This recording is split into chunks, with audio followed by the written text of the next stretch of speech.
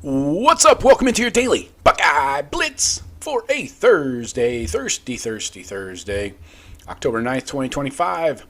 Getting geared up for another week of Buckeye football, and the rest of the country plays football too. But today is our best bets show for week 7. Game 6 for the Buckeyes, but week 7 for everybody. Need some water there. Got to put out this fire. Anyway, what's happening in your world? Hit me up anytime, joe@thebuckeyecast.com. If you like any of my picks, if you want to tail them, go ahead. Do so at your own risk.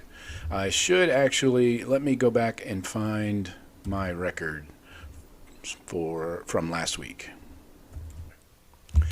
Okay, so through week 6, we are 19, 21, and 2. Going into week 6, I was 16, 18, and 1. Then in week 6, I was 3, and 1, so right at 500. And then 19, 21, and 2 is our current record. We're going to turn it around, though. I feel good about this week. Got some interesting games. Let's start off here with the SEC. Number 8, Bama at 14, Missouri. This is in Columbia, Missouri.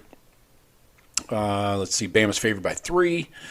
So, got a home dog here with Missouri. And then I got a total of 55.5. Is that accurate still? I'm not sure. Anyway, Missouri's got a 15-game home win streak. That's on the line. They're tied for the second longest nationally. As you know, we took out Washington's 22-game home win streak a couple weeks ago. But Bama's won 6 straight in this series against Missouri. They're 4-1 against the spread this season. You got Ty Simpson, the quarterback, 1,478 yards, 13 TDs, just 1 pick. He's heating up. The Tide offense is averaging 33 points a game since week 2. Now, Missouri, Ahmad Hardy, he leads the nation in rushing, 730 yards, 9 TDs. The Tide front 7 is loaded, we know, as always, but this Tide defense overall is concerning against the run for me. Let me pull up some stats here. Alabama's allowing 5.1 yards per play. Missouri's 3.9 on defense. Missouri's got a better completion percentage. They only allow a 47% completion percentage by opposing quarterbacks. And third down conversions. Missouri's crushing Bama here. Missouri's got 22%. Bama's 43%. They allow their opponents. So, and red zone scoring, Bama is better there. But I'm concerned about this running attack for Missouri. But Missouri's 5-0 straight up, but their opponent's combined record is under 500. So these guys haven't really played anybody. That'll help pad your stats, right? So I think Alabama's balance and their depth, they can beat you with the run and the pass. I think they're going to take out Mizzou's home win streak here. So I'm taking Bama -3 with the win. I don't feel strongly about anything else there. Next up, we got Indiana at Oregon. Indiana, let's see, that's a 7 versus 3 matchup. Indiana 7, Oregon 3. Autzen Stadium, so up in Eugene.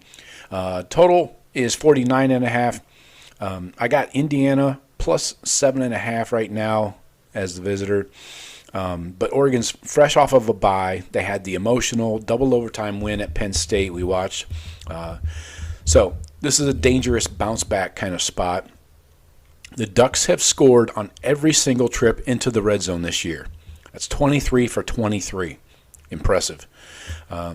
Indiana ranks top 3 nationally in points allowed, 9.6 points per game. And who's your quarterback? Who's your quarterback? Well, thank you for asking. His name is Fernando Mendoza. No, he's not a bullfighter from Spain. No, he's our quarterback. 16 touchdowns, 1 pick. Kind of quietly one of the most efficient quarterbacks in the country. But that Oregon defense, they're only allowing 123 yards passing per game. That's 3rd in FBS. So, looking at some of their other stats here, Hold up. I'll get there. We're going. There we go. Looking at some of the opposing stats here, the Oregon offense, 7.3 yards per play, 0.635 points per play. Those are both better than Indiana. Now, Indiana has a better. They run the ball more. 62% of the time they run the ball. So this is not a high-flying offensive attack like we saw last year from Indiana. So, and same for Oregon, but not to as much of a degree. Oregon's a 55% run play advantage proportion to pass, higher completion percentage, but they throw a lot of short passes. Oregon does. Indiana's better at the third down conversions on offense. And like we mentioned, Oregon is perfect on the season in red zone scoring. Now, the Oregon defense, though, I think this is where the matchup matters. Oregon only allowing 4 yards per play. Opponent completion percentage at 44%. Third down conversions, Indiana actually has that one. But I think at home in Autzen, I'm thinking Indiana might be 5-0 straight up, but 3-2 against the spread. I'm leaning Oregon -7.5. Take the hook if you have to, and then I'm staying under the 49.5. Both these defenses are top level. I think this is going to be a grinder. It's going to be a tight game, but I think Oregon pulls away late. I think they got better depth and better talent. So next up. Number 6, Oklahoma at Texas. Well, this is the Red River Rivalry, so it's a neutral site, kind of. But anyway, Texas, this started out Oklahoma being favored by 1.5. Now it's flipped. It looks like Mateer is probably not going to play. We'll see what happens there. But Texas is now favored by 1.5, so it's flipped over. Total is at 55. So Sooners are undefeated. Texas is 3-2, taking a couple into the nuts. Oklahoma, their defense ranks number 1 nationally. They allow 193 yards per game. And the Texas QB, have you heard of him? His name's Arch Manning. Yeah, comes off as kind of a dick. Not as good as his uncles, apparently. But anyway, he's facing the pressure. They lost 29-21 to Florida last week. Longhorns typically are favored in every game, but they're 1-4 against the spread.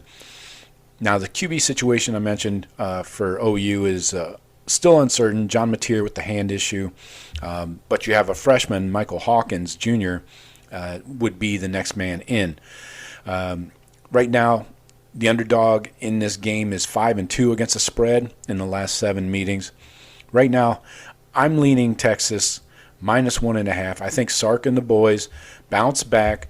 So I think I just don't see how, if Mateer doesn't play, I don't see how OU wins this game. Yes, it's going to be difficult to score, but I think Sark is going to game plan this up and get these guys turned around. I don't see them losing 3 games yet. They won't lose their 3rd game yet. I don't see it. So take Texas -1.5. Next up, Florida, those Gators, at number 5, Texas A&M. Yes, Florida's not ranked. I got A&M favored by 7.5. This is Kyle Field at College Station. The total, I got 50.5. The Aggies are 5-0. Florida snapped a 3-game skid by upsetting Texas last week at the Swamp. You got quarterback DJ Lagway. He's almost got 1,000 yards passing, 7 touchdowns, but 7 picks. Your touchdowns and picks shouldn't be the same, buddy. Typically, you want the TDs to be higher, right? Hey, you got some saggy TDs. Ouch. But when DJ's hot, he's dangerous. Texas A&M, their defense allowing under 10 points per game in SEC play. Opponents are 1 for 23 on third downs over the last 2 games for against A&M. And their quarterback, Marcel Reed, over 1,200 yards passing, 11 touchdowns, 3 INTs. He's managing games efficiently. Right now, I got Florida is 0-2 against the spread at home, or on the road, sorry. A&M is 4-0 at home. So I'm leaning A&M minus 7.5. I think the Gators are going to continue to turn the ball over, and A&M's defense is playing lights out. So I think A&M wins this one going away. Again, take the hook if you have to. Next up, we got a couple more here. Number 12, Michigan, the Cheaters, as they're known in my household, at USC. USC, wait a second. USC is not favored in this game, are they? They cannot be. Hold on. I just got a plus 2.5. Yeah, holy crap. USC is favored at home.